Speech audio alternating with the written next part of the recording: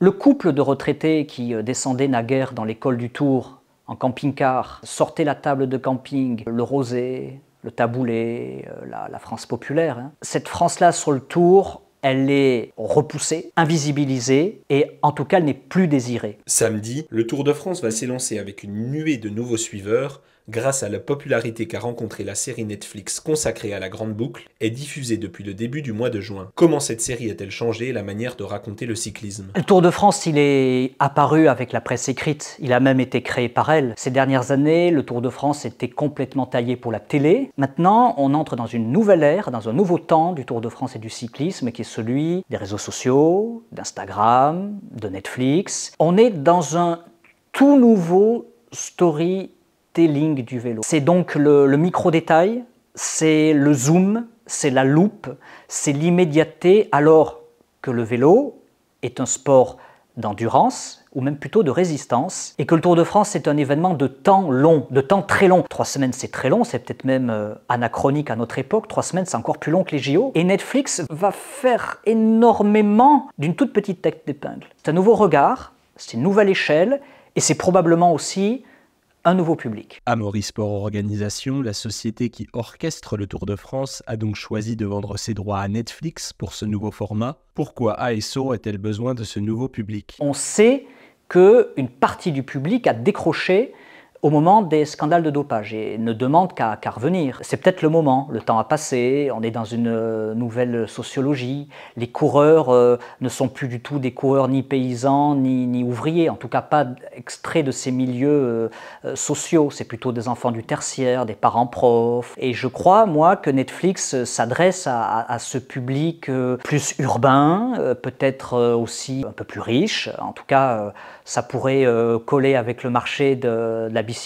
Aujourd'hui, le prix des vélos a quasiment doublé. L'argent est un obstacle aujourd'hui. Le regretté Raymond Poulidor avait coutume de dire qu'aujourd'hui, il ne pourrait plus être coureur cycliste parce qu'un paysan du fin fond du Limousin payant sa première machine avec ses deniers de garçon coiffeur, aujourd'hui, il n'a aucune chance dans le vélo de 2023. Le couple de retraités qui descendait naguère dans les cols du Tour en camping-car, qui se postait 1 ou 2 jours à l'avance, sortait la table de camping, sympathisait avec les voisins, se retrouvait d'ailleurs presque chaque année au même endroit, le rosé, le taboulé, la France populaire. Cette France-là sur le Tour, elle est repoussée, invisibilisée et en tout cas elle n'est plus désirée. Plusieurs raisons, les organisateurs du Tour de France ne permettent plus à ces camping-cars de monter dans les cols, notamment pour éviter les embouteillages dans lesquels parfois étaient englués, y compris les voitures des équipes après les étapes. Il y a eu aussi l'histoire de Vigipirate, des attentats, vrai problème. Il y a eu la question de la pandémie qui a conduit à certaines escalades de cols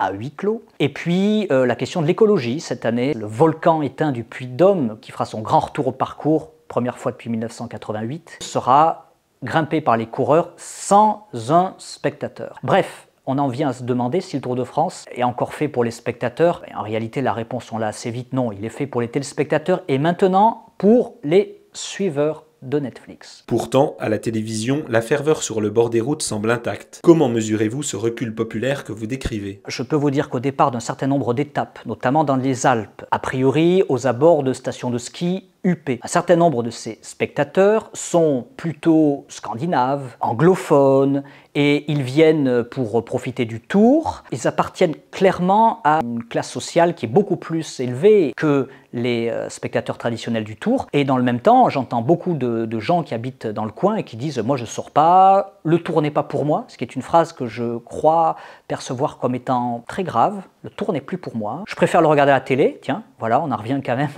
au fait que peut-être que le Tour de France est complètement calibré pour la télévision. Et je dois vous dire que ça arrange les organisateurs parce que le problème des spectateurs, c'est que jusqu'à présent, ils ne rapportaient rien du tout. Ils coûtaient de l'argent en nombre de barrières qu'il fallait déployer, en sécurité. On a un Tour de France qui se déroule de plus en plus dans le silence et les coureurs sont très troublés. La caravane, pareil, publicitaire, qui a longtemps fait le sel de l'épreuve, peut-être même d'ailleurs que davantage que le peloton. La caravane se réduit comme peau de chagrin, ne rapporte plus tant d'argent que ça. En fait, l'organisation télévision remplit ses caisses grâce aux droits télé et aux retombées très indirectes de Netflix. Je pense par exemple au marché américain qui est clairement la cible de cette nouvelle série. Y a-t-il un risque à l'avenir que le Tour de France se coupe définitivement de son public populaire? C'est pas le téléspectateur qui a fait le tour, hein. Je suis désolé de rappeler que ce sont les spectateurs avec les excès aussi. L'Alpe d'Huez ou le Ventoux sont devenus des lieux de beuverie et de danger. Des coureurs peuvent être pris à partie. C'est aussi vieux que Eddy Merckx agressé en son temps, hein, en montagne. C'est peut-être un risque à payer. Je ne sais pas si aujourd'hui l'hypersensibilité aux questions de sécurité permet encore cette promiscuité très fine entre les spectateurs et les coureurs. Il faut que le Tour sache où il veut aller, il faut que le Tour se choisisse une identité, se choisisse un public, se choisisse une sociologie. Tour de France est passé pas très loin d'un vrai divorce avec la population. Nous sommes à la fin des années 80, au début des années 90. Arrive en majesté à la tête du Tour Jean-Claude Killy, ancienne gloire du ski, membre du CIO, par ailleurs administrateur de Coca-Cola. Et Jean-Claude Killy, c'est l'homme qui va faire décoller l'organisation du Tour. Avant lui, elle était déficitaire. Après lui, elle sera excédentaire à hauteur de plusieurs dizaines de millions d'euros. Et puis, il va être très tenté, Jean-Claude Killy, de gentrifier, comme on dit, le Tour de France. Il va demander au personnel, membres de l'organisation, de porter des costards cravates au départ des étapes. Il y aura une recrudescence d'hélicoptères transportant leur lot de VIP. À ce moment-là, un certain nombre d'acteurs du vélo, spectateurs certes, mais aussi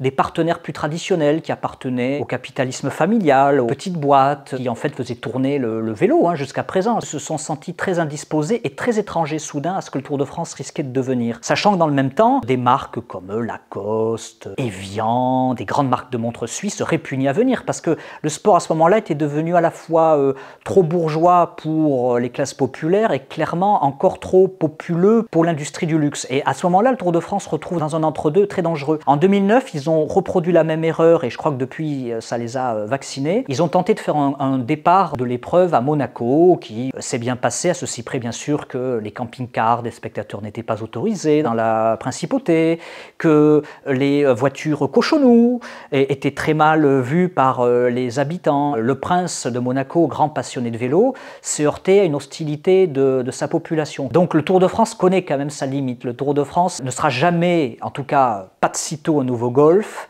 ne sera pas non plus un nouveau tennis chic, et peut-être que c'est tant mieux.